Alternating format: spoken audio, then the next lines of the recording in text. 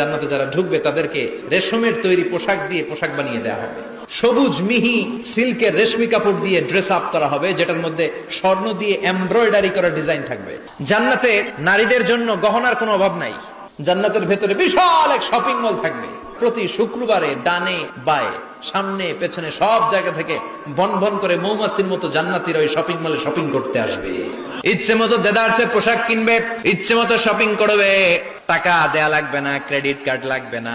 এবার জান্নাতের আবহাওয়া সম্পর্কে জানি। জান্নাতের ভেতরে জান্নাতীরা সূর্যের প্রচন্ড তীব্রতাও পাবে না, আবার শীতের কারণে কষ্টও পাবে না। দুইয়ের মাঝামাঝি চমৎকার আনন্দ ঘন নাতিশীতোষ্ণ একটা পরিবেশ আমি জান্নাতে করে দিয়েছি।